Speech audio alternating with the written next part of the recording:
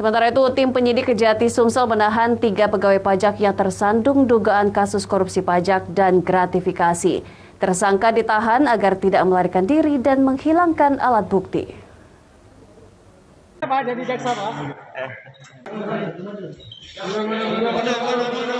Usai ditetapkan sebagai tersangka dugaan kasus korupsi dan gratifikasi pajak, 3 pegawai pajak ditahan oleh Kejati Sumsel selama 20 hari ke depan di Rutan Pakjo, Palembang.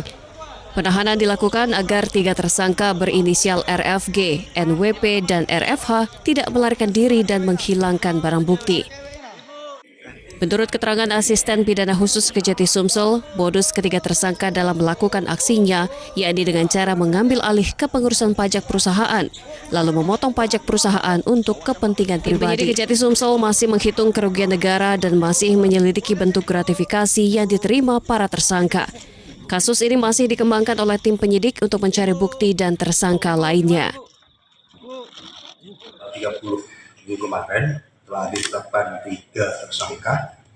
Ya, hari ini dilaksanakan pemeriksaan terhadap ketiga tersangka dimaksud dan penyidik berpendapat untuk dilakukan upaya paksa berupa penahanan sesuai pasal 21 KUHP. Ya, intinya di situ adalah bersifat subjektif, keinginan penyidik dikhawatirkan melarikan diri, menghilangkan barang bukti dan mengulangi perbuatan. Sementara menurut kuasa hukum tersangka, hak 3 tersangka tersebut merasa dipenggal karena tim penyidik Kejati Sumsel tidak mau memberitahu 2 alat bukti penetapan tersangka.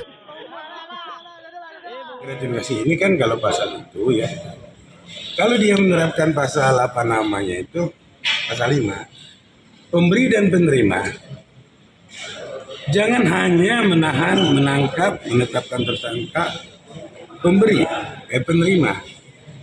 Pemberinya tidak. Oh iya, tidak adil Pak ya? Ini tidak adil.